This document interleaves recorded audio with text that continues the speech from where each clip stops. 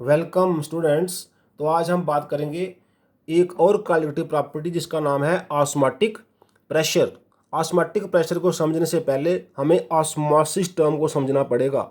For that हमने जी एक diagram operators लिया है। एक कंटेनर है जिसके हमने दो पार्ट्स बना दिए हैं। Why is semi permeable membrane, जैसे एक इधर वाला पार्ट है लेफ्ट पार्ट, एक राइट पार्ट है, और दोनों के बीच में हमने एक सेमी परमिएबल मेम्ब्रेन जो है वो रख दी है। सेमी परमिएबल मेम्ब्रेन बच्चे ऐसी मेम्ब्रेन होती है जो सॉल्वेंट के मॉलिक्यूल को तो अपने अंदर से पास करने देती है, लेकिन सल्यूट के पार्टिकल को अपने अंदर से पास नहीं करने देती है। तो हमने इस मेम्ब्रेन के लेफ्ट साइड पे सॉल्यूशन ले लिया है और एक साइड पे सॉल्वेंट ले लिया है और दोनों कंटेनर फिल कर दिए हैं। तो हमें देखने में क्या मिलता है कि जो सॉल्वेंट के पार्टिकल हैं वो सॉल्यूशन की साइड फ्लो करते हैं through the semi permeable membrane. जी हम इंडिकेट कर सकते हैं कि जो सॉल्वेंट का ये जो लेवल है सॉल्वेंट का ये स्लोली स्लोली फॉल करता है, कम होता है, और जो सॉल्यूशन का लेवल है वो राइज करता है। ये हमें बताता है कि सॉल्वेंट के पार्टिकल सॉल्यूशन की साइड फ्लो कर रहे हैं। यही फ्लो जो हो रहा है, the flow of the solvent molecules from solvent side to the solution side through a semi permeable membrane, उसी को बोलते हैं ऑस्मोसिस।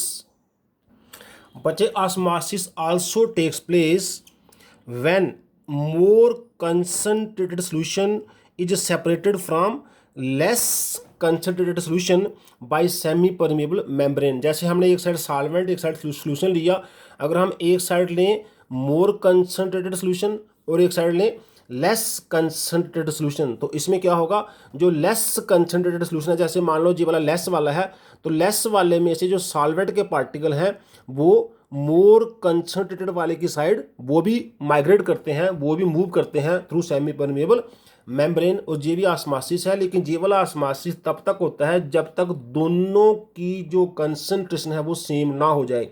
जैसे लेस वाले में से मोर में जाएगा तो लेस वाले का सॉल्वेंट कम होगा, उसकी कंसंट्रेशन बढ़ेगी, मोर वाले का सॉल्वेंट बढ़ेगा, उसकी कंसंट्रेशन कम होगी। एक स्टेज ऐसी आएगी दोनों की कंसंट्रेशन सेम हो जाएगी। So osmosis takes place by flow of solvent towards solution side. अगर तो सॉल्वेंट प्योर है, सॉल्यूशन है, तो सॉल्वेंट फ्लो करता रहेगा।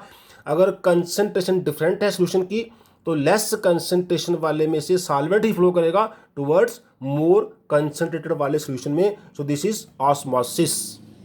तो अब हम ऑस्मोटिक प्रेशर को अंडरस्टैंड कर सकते हैं। जैसा कि हमने पढ़ा, सॉल्वेंट जब सॉल्यूशन की साइड जाएगा तो यहाँ पे क्या होगा, सॉल्वेंट का लेवल फॉल करेगा, लेवल डाउन हो जाएगा। जैसे ही ऑस्मोसिस स्टार्ट होगा हम जहाँ पर मार्कर लगा देंगे, से जहाँ पर उसका मार्क है, हम क्या करते हैं, हम सॉल्यूशन की साइड एक ओपनिंग पर पिस्टन लगा देते हैं। हम पिस्टन को प्रेस करेंगे, अब हम उसको एक्सटर्नल प्रेशर अप्लाई करेंगे, उस स्टेज तक अप्लाई करेंगे सो दैट सॉल्वेंट का सॉल्यूशन की साइड जाना बंद हो जाए, जब तक मींस ऑस्मोसिस रुक जाए। तो हमने क्या किया, हमने सॉल्यूशन के ऊपर कुछ एक्सटर्नल प्रेशर अप्लाई किया so that flow of the solvent toward solution side stop हो जाए। उसी प्रेशर को बच्चे बोलते हैं ऑस्मोटिक प्रेशर, क्योंकि ऑस्मोटिक प्रेशर ने ऑस्मोसिस को स्टॉप कर दिया। इसको हम नोट कर सकते हैं कि अभी सॉल्वेंट का जो लेवल है वो फर्दर फॉल नहीं कर रहा है। जब सॉल्वेंट का लेवल एक जगह स्टेबल हो जाएगा, फॉल नहीं करेगा, जितना है उतना ही रहेगा, उतने प्रेशर ने क्या किया, ऑस्मोसिस को रोक दिया। तो उसी का नाम होता है osmotic pressure. So we can say that the minimum pressure जो हम अप्लाई कर रहे हैं, द मिनिमम एक्सेस प्रेशर या extra pressure that has to be applied on the solution side to prevent the flow of solvent into solution through semi permeable membrane, उसी को बोलते हैं जो कॉल्ड ऑस्मोटिक प्रेशर। जहां हम सिंपली ये भी कह सकते हैं the minimum excess pressure that has to be applied on the solution side to prevent, simply बोल दो, to prevent osmosis is called osmotic pressure. तो बच्चे क्योंकि क्वालिटेटिव प्रॉपर्टी है ऑस्मोटिक प्रेशर, क्योंकि ऑस्मोटिक प्रेशर जो है वो तभी पॉसिबल हो पाएगा जब सॉल्वेंट को सॉल्यूशन से हम सेमी परमिएबल मेम्ब्रेन की हेल्प से सेपरेट करेंगे, तो सॉल्यूशन का होना कंपलसरी है। देयरफॉर ऑस्मोटिक प्रेशर जिसको हम पाई से डिनोट करते हैं, is directly proportional to mole fraction of the solute, क्योंकि सल्यूट सॉल्वेंट में डालेंगे तभी सोल्यूशन बनेगा, तभी ऑस्मोटिक प्रेशर डेवलप होगा।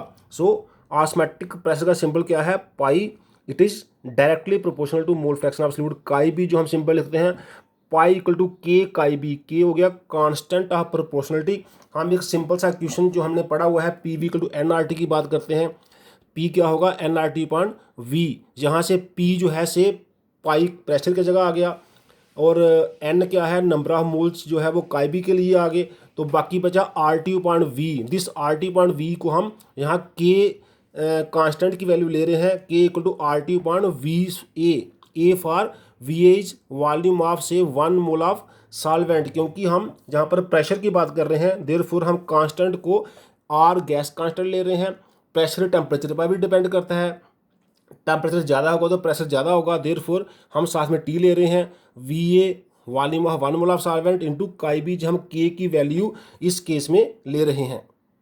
हम इसको फर्दर सिंप्लीफाई करते हैं, pi equal to R D point V A chi B we know that mole fraction of solute is number of moles of solute N B upon number of moles of solvent plus number of moles of solute, N B upon N A plus N B क्या है, काई B का formula है।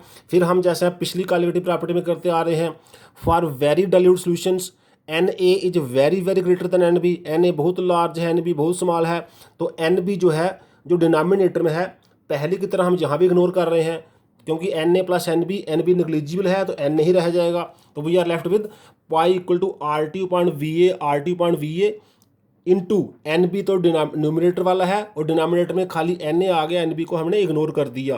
फिर pi equal to R T into N B, जो V A क्या हमने लिखा था, volume of 1 mole of solvent, N A क्या है, number of moles of solvent, तो क्योंकि सोल्यूशन बड़ा डाइल्यूट है तो V A into N A क्या हो जाएगा, टोटल वॉल्यूम ऑफ सॉल्वेंट, और we can also take it as total volume of the solution. तो V is now volume of the solution which we have, क्योंकि solute बड़ा कम है तो सॉल्वेंट का वॉल्यूम ही सोल्यूशन का वॉल्यूम ही हो जाएगा। तो वी क्या है, वी है V A into N A, it is total volume of the solution. तो हमने पढ़ा हुआ बच्चे, molarity of a solution is defined as number of moles of the solute per litre of the solution, means M ये जो term आ रही है number of moles of solute N B upon volume of solution, ये हमारे पास M के equal molarity of the solution बन जाएगी, एम की डेफिनेशन बन जाएगी। सो हम हमारे पास पाई ऑस्मोटिक प्रेशर क्या आ गया, R T M, M for N B upon V, जो कि मोलैरिटी की डेफिनेशन है। अगर हमारा टेम्परेचर कांस्टेंट है, हम टी को कांस्टेंट माने, आर तो है ही गैस कांस्टेंट, तो pi is directly proportional to M means molarity. So osmotic pressure of a solution is directly proportional to molarity of the solution. इससे पहले हमने पढ़ा था जो elevation in boiling point, depression in freezing point, उसकी जो delta T B and delta T F वो directly proportional to molarity था, लेकिन osmotic pressure directly proportional to molarity है।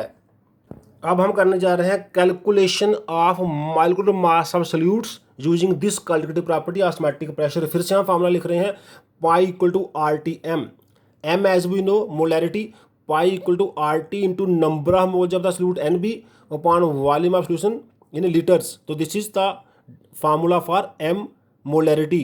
तो हमारे पास आ गया pi equal to R T, फिर v तो आर टी अपॉन वी हमने ऐसे रखा, N B as we know it is weight of the solute in grams upon molecular mass of the solute. तो वेट ऑफ सॉल्यूट के लिए W B, molecular mass के लिए M B जो हमने फाइंड करना है।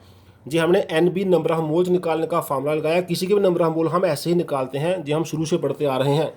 सो हम क्या कर रहे हैं, जो डिनोमिनेटर में एम बी है वो लेफ्ट साइड ले आएंगे और पाई को राइट साइड ले जाएंगे, तो we are left with M V equal to R T W B upon V तो पहले है, साथ में पाई भी इधर से आ गया। तो ये जो फार्मूला है this can be use to find molecular mass of solutes using osmotic pressure.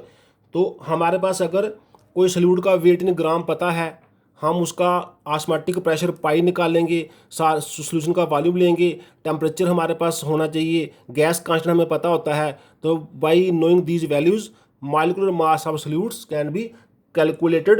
Generally osmotic pressure method is used to find the molecular mass of the polymers. तो बच्चे आज के लिए इतना ही, थैंक्स।